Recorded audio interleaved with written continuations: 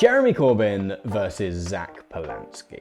After some years of the political left in the UK having very little representation in terms of actual politicians holding political office, the political left here in the UK has now found itself with two options to pick from, and two parties vying for its votes.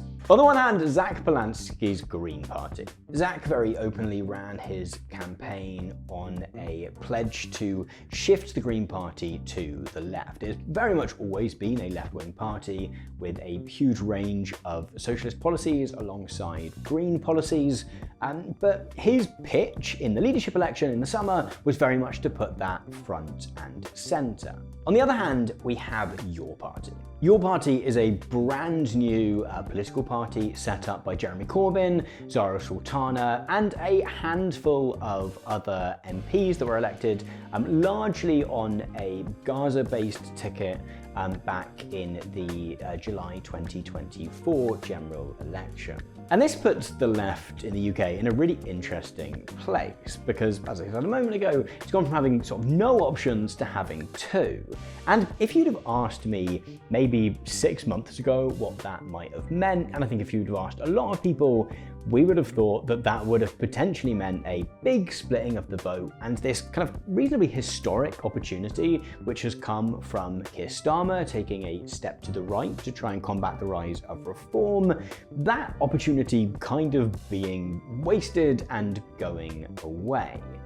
What I think we have instead is something of a natural experiment in terms of how left-wing politics can work not only in the UK, but in other countries too. See, there are some differences between Zach Polanski and Your Party's politics.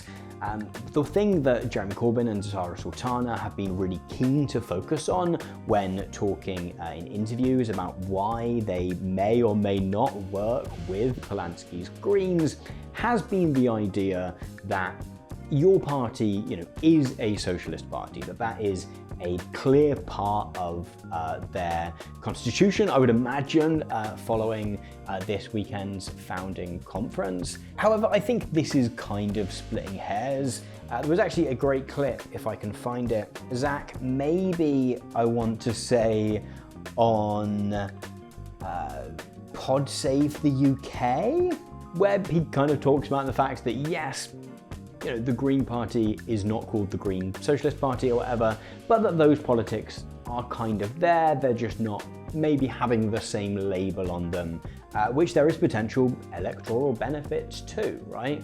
Not to kind of hiding those things, but not leading with a political adjective and then trying to get people on board with the policies, kind of leading with the policies, and then if that happens to have a particular political label on it, kind of just going with that. But where the politics of the two parties and all of the figures within them don't differ a great deal, the strategies that both are taking are very different.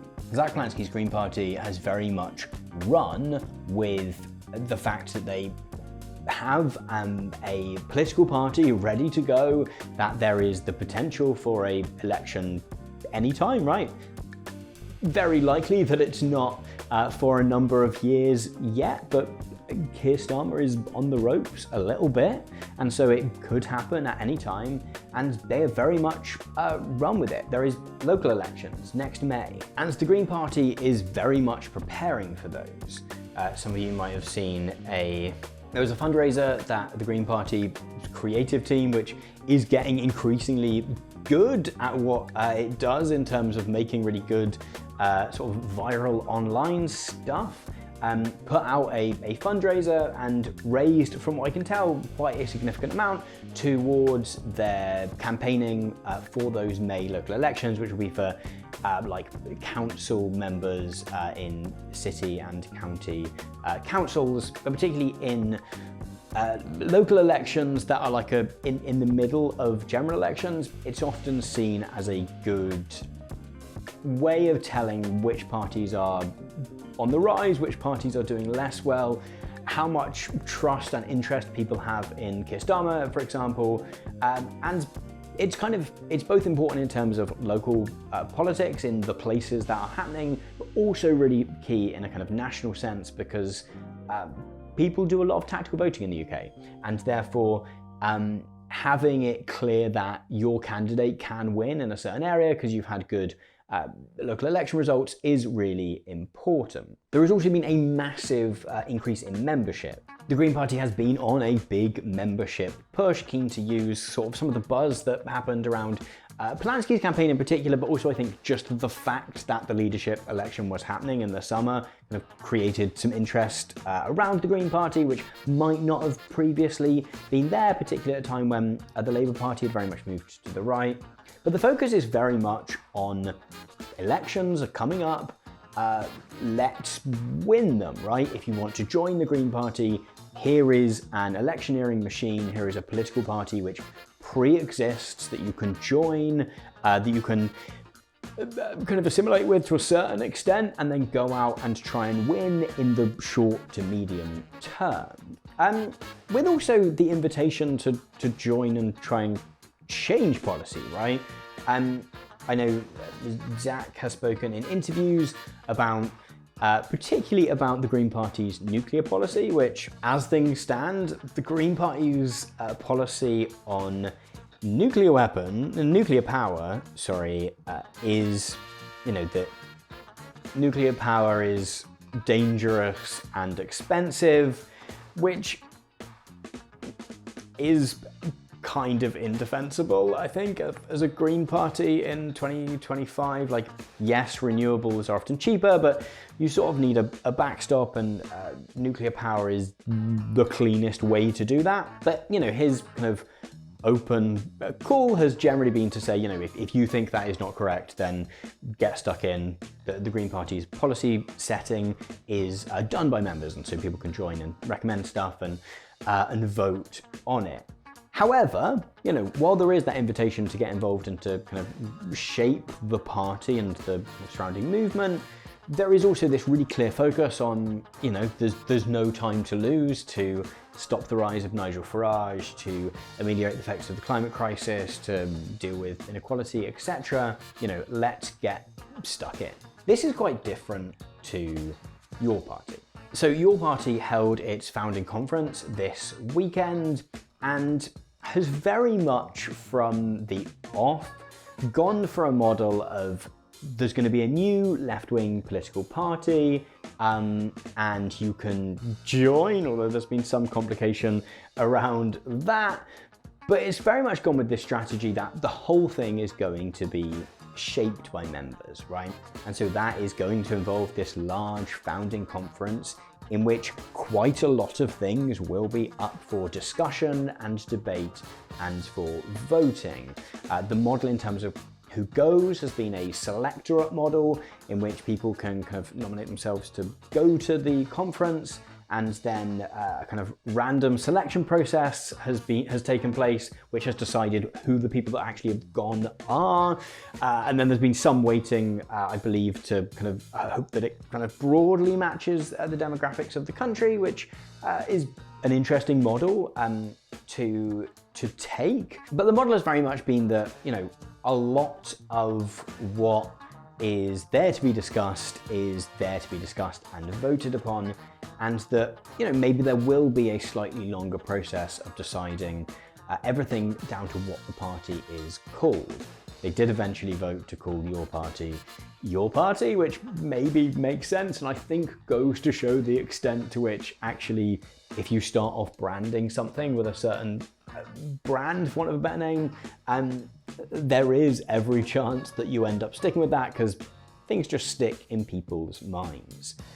And there has been a huge amount of complications with this.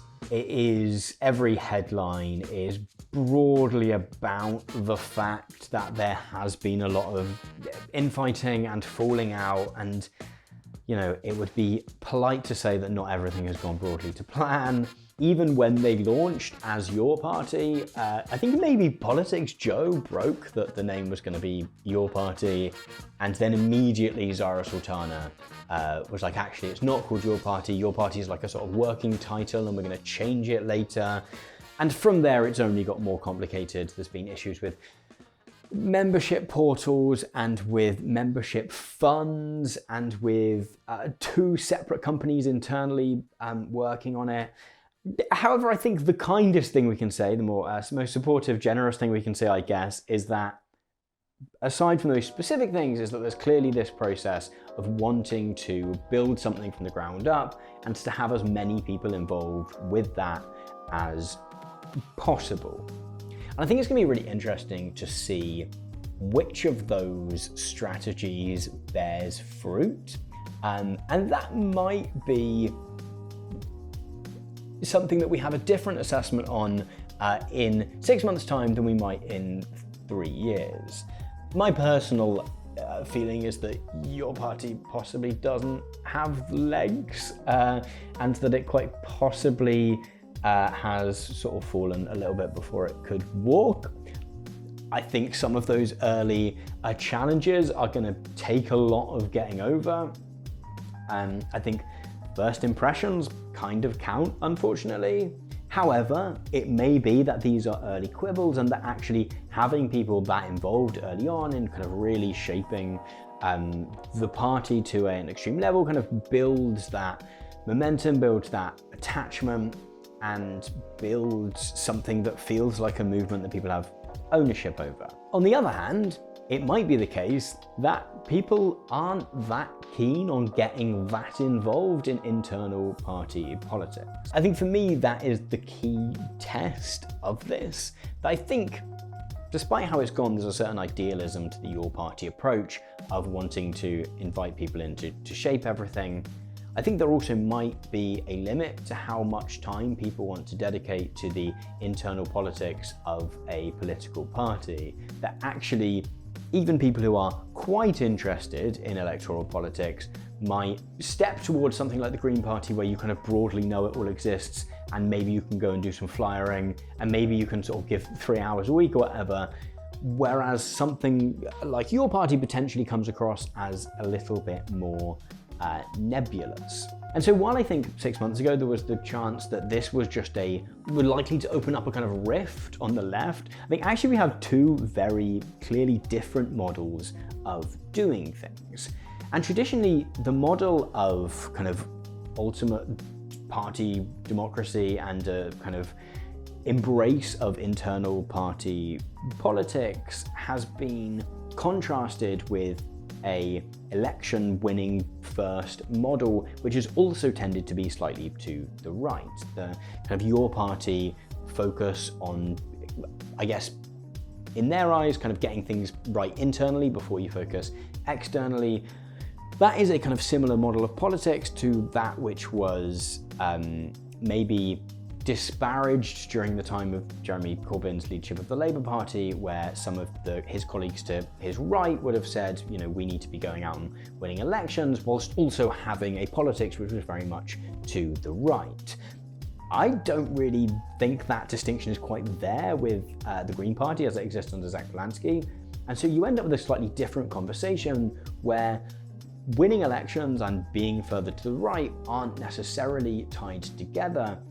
And so we'll get to see two parties with similar enough politics and yet quite different approaches in a kind of natural experiment to see which strategy is most likely to have legs.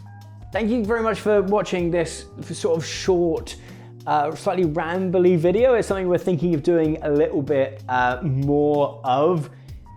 Previously, we used this channel for kind of live stream clips, and I always found that the versions of the clips that we made and kind of uploaded to YouTube did much better than the actual live streams themselves. So we're kind of considering what we're calling a dead stream, not my coinage, Georgia, my editor's coinage, where we try some of these slightly more casual videos. We've got a few of them coming up, hopefully, and see whether that is something that people are interested in watching.